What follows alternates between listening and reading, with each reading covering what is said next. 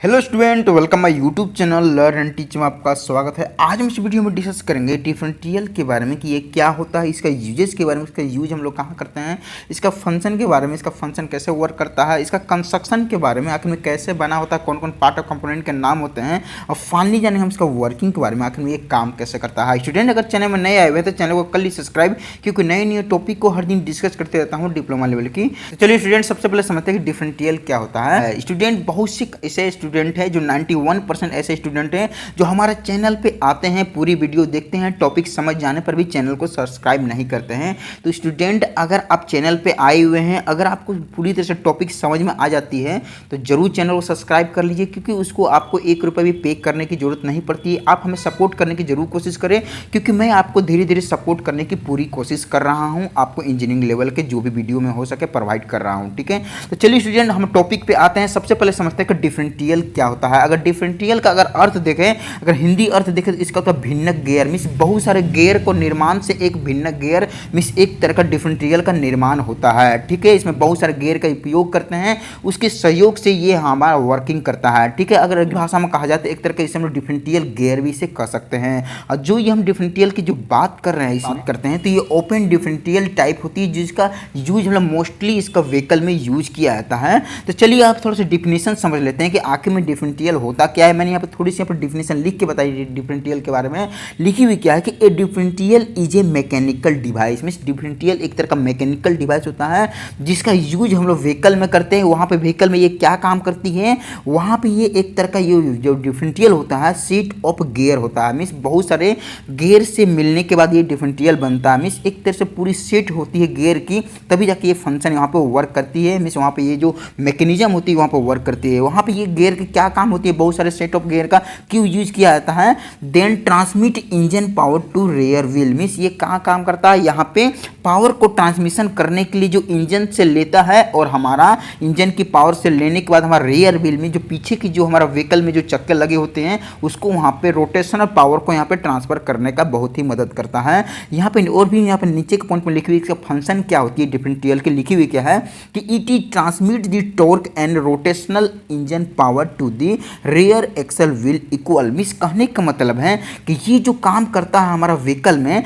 वहाँ पे इंजन से जो पावर लेती है, वहाँ से जो टॉर्क लेती है एक रोटेशनल पावर को, उसको लेने के बाद ये रेयर व्हील जो एक्सल होती है, जो पीछे की जो व्हील होती है उसकी जो एक्सल होती है, उसको इक्वली, मीन्स दोनों जो चक्के लगे होते हैं दोनों चक्के को इक्वली वहाँ पे रोटेशनल और टॉर्क पावर वहाँ पे प्रोवाइड करने में बहुत ही मदद करता है डिफरेंशियल, ठीक है। अगर इसके यूजेस की बात करते हैं कि कौन कौन यहाँ पे व्हीकल में इसका यूज होता है, तो कार में, बस में, ट्रक में, जितनी भी यहाँ पे ऑटोमोबाइल की इंडस्ट्री के जो व्हीकल होते हैं उसमें इसका डिफरेंशियल का यूज होता है। बिना डिफरेंशियल का कोई भी व्हीकल वर्क नहीं कर सकता है, ठीक है। जितनी भी हैवी टाइप के जो व्हीकल होते हैं उसमें अलग अलग टाइप के अलग अलग प्रकार के डिफरेंशियल होते हैं, उसके अनुसार उसे छोटा बड़ा बनाया जाता है। बड़े जो हाईवा वाले व्हीकल होते हैं, भी ट्रक होते हैं, उसकी जो डिफरेंशियल होती है काफ़ी बड़ी होती है, जो कार की होती है काफ़ी छोटी होती है। जो यहाँ पे डायमीटर, इसकी जो यहाँ पे लेंथ होती है उसको हम लोग व्हीकल के अनुसार उसे हम लोग प्रोवाइड करते हैं, उसके रिक्वायरमेंट के अनुसार उसे बनाया जाता है, ठीक है। तो चलिए अब हम समझते हैं इसका क्या कंस्ट्रक्शन के बारे में, आखिर में कैसे बनाता है, कौन कौन इसमें गियर का लगे होते हैं। देखिए सबसे पहले क्या होती है, इसमें जो बहुत सारे गियर का उपयोग किया जाता है। सबसे पहले क्या होती है कि यहाँ पे ये जो नज़र आ रही है आपके सामने, ये जो नज़र आ रही है, तो ये हमारा जो एक तरह का क्या यूनिवर्सल जॉइंट के साथ जो कनेक्ट वाले शाफ्ट रहती है, जो हमारा देख सकते हैं कुछ ऐसा आपके सामने नजर आ रही है, ये वही शाफ्ट है जो यहाँ पे मोशन को, मीन्स पावर को इंजन पावर से लेने के बाद, इंजन को पावर लेने के बाद यहाँ पे ट्रांसफर करने का मेन मदद करता है, ठीक है। तो ये एक तरह का क्या हो गई, एक तरह का ट्रांसमिशन शाफ्ट इसे कहेंगे।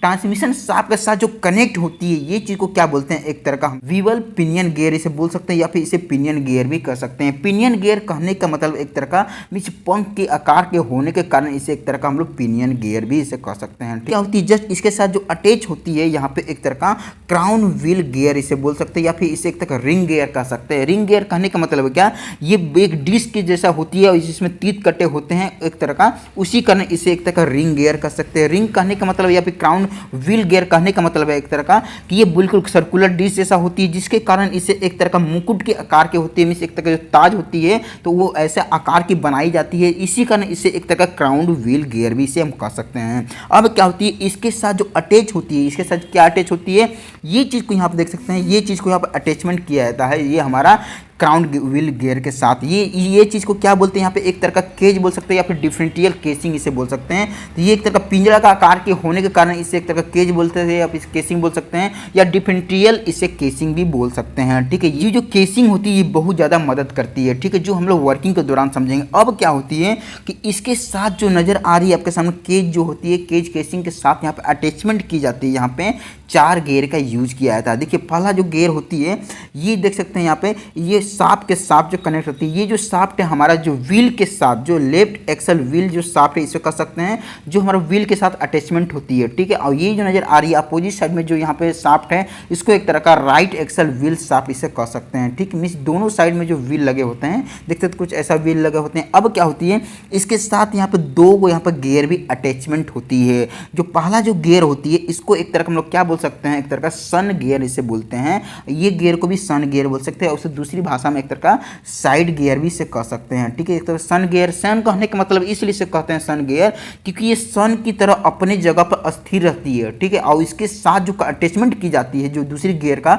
उसे एक तरह का प्लेनेट गियर इसे कहते हैं। प्लेनेट गियर इसलिए कहा जाता है क्योंकि ये सन अपने जगह स्थिर होती है, और प्लेनेट कहने का मतलब ये जो नजर आ रही है आपके सामने, ये दोनों गियर को प्लेनेट कहते हैं, जिससे एक तरह का स्पाइडर गियर भी दूसरी भाषा में कहते हैं। अब क्या होती है कि अगर इस प्लेनेट है, प्लेनेट कहने का मतलब ये हमारा सन की ओर चारों तरफ चक्कर लगाती है, इसी कारण इसे प्लेनेट गियर कहते हैं, और सन अपने जगह स्थिर रहती है, इसी कारण से सन गियर इसे कहते हैं। ठीक है, अब क्या होती है कि इसके साथ जो बीच में लगी होती है पूरी यहाँ पे जो एक तरह का साफ, जिसे एक तरह का डिफरेंशियल साफ कहते हैं, जो पूरी प्लेनेट जो गियर होती है उसको अटैचमेंट करके रखती है, इसको एक तरह डिफरेंशियल साफ कहते हैं। ठीक है, ये पूरी तरह से इसे पकड़ कर रखने में बहुत ज़्यादा मदद करती है। ठीक है, तो इस तरह से इसकी पूरी कंस्ट्रक्शन हो जाती है। ठीक है, अब हम समझते हैं इसका वर्किंग के बारे में, आखिर में कैसे वर्क करता है, आखिर में किस तरह से यहाँ पे जो हमारा इंजन से पावर को लेने के बाद हमारा पूरी जो पीछे वाली जो रेयर व्हील है उसको पावर को ट्रांसफर करती है। देखिए सबसे पहले क्या होती है, इंजन को जैसे ही स्टार्ट होती है तो पावर इसको मिलती है। पावर मिलने के बाद ये जो नजर आ रही है आपके सामने